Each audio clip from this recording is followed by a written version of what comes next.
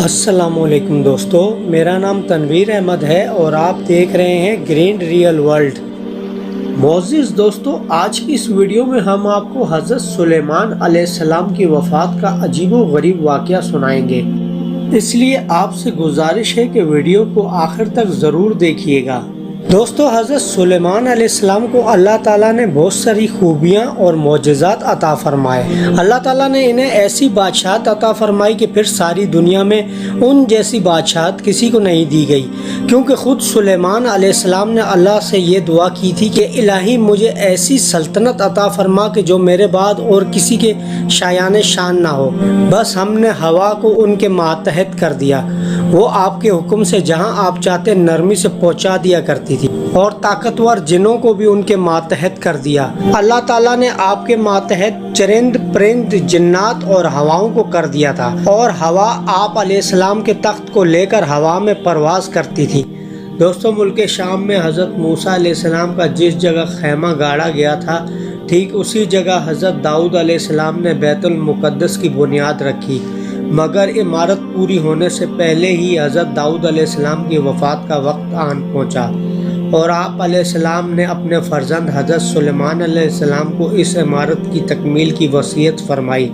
چنانچہ حضرت سلیمان علیہ السلام نے جناتوں کی ایک جماعت کو اس کام پر لگایا، اور عمارت کی تعمیر ہوتی رہی، یہاں تک کہ آپ علیہ السلام کی وفات کا وقت بھی قریب آ گیا اور عمارت مکمل نہ ہو سکی۔ تو آپ علیہ السلام نے یہ دعا مانگی کہ الہی میری موت جنوں کی جماعت پر ظاہر نہ ہونے پائے، تاکہ وہ برابر عمارت کی تکمیل میں مصروف عمل رہیں، یعنی وہ میری وفات کے بعد کام نہ چھوڑیں اور اس عمارت کو بنانے میں مصروف رہیں، اور یہ جنات جو علم و غیب کا دعویٰ کرتے ہیں وہ بھی جھوٹا ثابت ہو جائے۔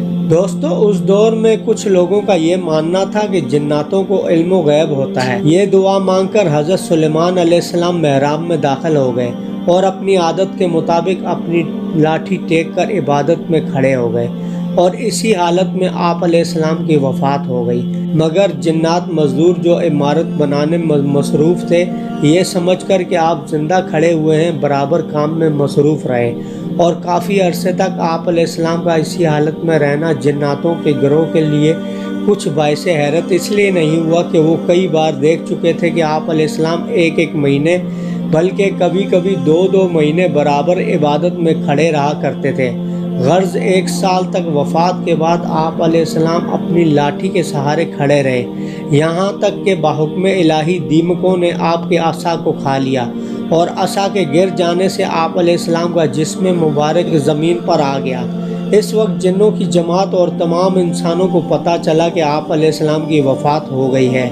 قرآن مجید میں اللہ پاک نے اس واقعے کو سورہ سبا میں ارشاد فرمایا ہے، جس کا ترجمہ یہ ہے کہ پھر جب ہم نے اس پر موت کا حکم بھیجا، جنوں کو اس کی موت نہ بتائی، مگر زمین کے دیمک نے کہ اس کا عصا کھاتی تھی۔ پھر جب سلیمان علیہ السلام زمین پر آیا، جنوں کی حقیقت کھل گئی۔ اگر غیب جانتے ہوتے تو اس خواری کے عذاب میں نہ ہوتے۔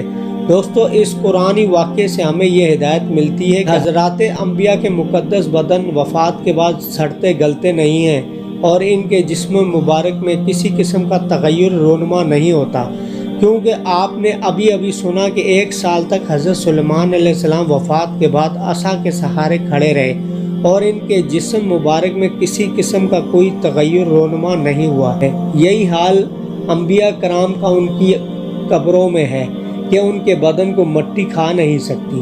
چنانچہ حدیث شریف میں ہے کہ جس کو ابن ماجہ نے روایت کیا ہے کہ بے شک اللہ نے زمین پر حرام فرما دیا ہے کہ وہ انبیاء کے جسموں کو کھائے، لہٰذا اللہ پاک کے نبی زندہ ہیں اور ان کو روزی دی جاتی ہے۔ اسی لیے اہل سنت و جماعت کا یہی عقیدہ ہے کہ حضرات انبیاء علیہ السلام اپنی اپنی قبروں میں حیات ہیں۔ حضرت سلیمان علیہ السلام کی عمر شریف 53 سال کی ہوئی۔